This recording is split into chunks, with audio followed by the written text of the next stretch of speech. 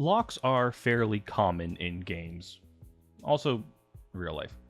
They block progression, reward exploration, and encourage the little speedrunning rebel in all of us. And with locks comes lock picking. Hello world, my name is Atticus, and today I'd like to see how accurate all those lock picking minigames really are. The most common of these that I can think of come from Bethesda, specifically the lockpicking minigames in The Elder Scrolls Oblivion and Skyrim. They're honestly really interesting examples, complete inverses of each other. It's fascinating. In Oblivion, we see this cross section of the lock, and you pick it by setting each pin. You go through, give the pins a tap, and press the button to an audio cue. Pressing the button at the wrong time will break a pick and potentially reset other pins. Once all the pins are set, the lock opens. In Skyrim, we just see the front of the lock, not what's going on inside. We insert the pick and attention tool and pick the lock by finding the correct angle to hold the pick. You rotate it around, attempt to open. The more give, the closer you are to the sweet spot. Apparently there's an audio cue you can listen for while rotating the pick to find it as well, but I never did that. The locks shown in these two games seem to be cylinder or pin tumbler locks. Oblivion has an early version of the cylinder lock, though we're talking 700 BC ancient Egypt, first known instance of a cylinder lock early. Okay, maybe a bit more recent than that, but honestly the functionality is very similar. You've got the block held in place by some pins. There's no shear line. Modern locks have two pieces of varying length for each pin, and the shear line is formed by lining those separations up along all pins, so the top halves are out of the lock and the bottom halves turn with the lock. And instead of turning the lock with the key as we usually do, at the end of Oblivion, lockpicking the block is removed. It's like an intermediate step between the cylinder locks of ancient Egypt and the cylinder locks of today. Skyrim is more 1860, maybe. Like there's a book you can find in Skyrim called Proper Lock Design and Construction, where the author talks about what metal to use and to make sure each spring is made by a different blacksmith so that they all have slightly different tensions. But the action doesn't really make sense. You're just rotating the pick, not setting the pins like in Oblivion. If we had a rake pick, a pick designed to work all pins simultaneously, it'd make a bit more sense, but while the skeleton key looks funky enough to fit the bill, the standard pick is clearly a single pin hook pick, which leads me to the conclusion that all Skyrim locks have a single pin. You just have to find where in the lock it is. Finally, for Oblivion and Skyrim is the fact that the picks break.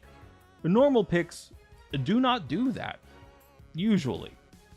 They're made to pick locks, so as long as what you're using them for is vaguely that, picks are not likely to break. So why do they in these games? The answer might come from Fallout. In the Fallout games, you pick locks with a flathead screwdriver as a tension tool, just something to put pressure on the lock so that the pins don't fall back into place after being picked, and a bobby pin as a pick. A bobby pin is not designed to pick locks, and could break, or at least deform, under the pressure of a lock. While what we have in The Elder Scrolls is not a bobby pin, it may be similar, just a thin piece of metal bent into a hook, and that's why they break so easily.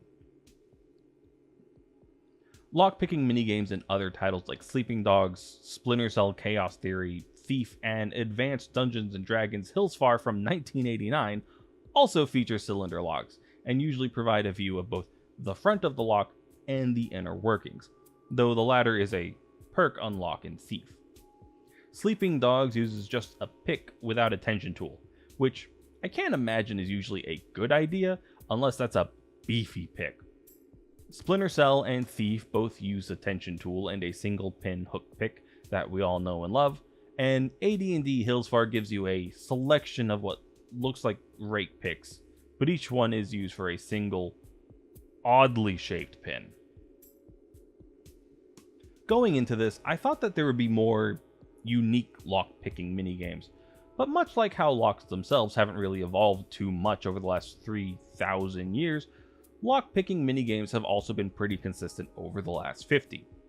Now, I know there has been lock improvement and new locks designed between now and ancient Egypt, but the cylinder lock is still the most popular. And some games do have other ways of portraying lockpicking, just not as many as I thought. Bully takes place in a school mostly, and so most of the locks you pick here are locker combination locks. You spin them one way, listen for a click, then spin them the other, and repeat. And that is exactly how those locks are opened. Typically, you'd know the code, so you'd open it visually going off the numbers, but you could also apply some tension to the lock and rotate the dial. Like in Bully, you might hear a click, but I think combination locks tend to have a more tactile response to finding the right number. You'll feel it more than you'll hear it. WikiHow does offer an additional method of cracking, specifically a master lock combination lock, provided you know the serial number.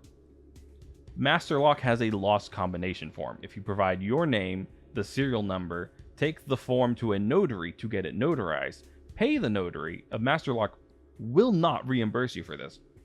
Photocopy the lock showing both the serial number and that it is not attached to anything, mail the notarized form and the photocopies to Masterlock, and then wait 4 to 6 weeks. Masterlock will tell you what the combination is.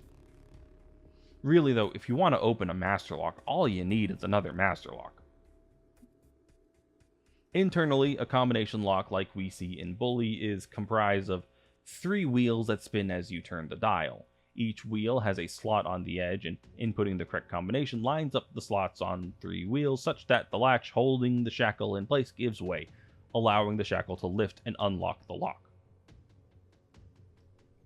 Ultimately, games are not beholden to reality. Titles like the Baldur's Gate series and the Pathfinder games handle lockpicking with the roll of a dice, abstracting the question of between your character's skill and the circumstances of this particular lock.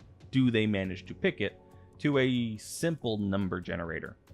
So it's neat how the games that make a minigame around picking a lock strive for accuracy when they could just as easily have done literally anything else. It does raise a question though. Why are all these games teaching us how to pick locks? I have been Atticus, and thank you for participating.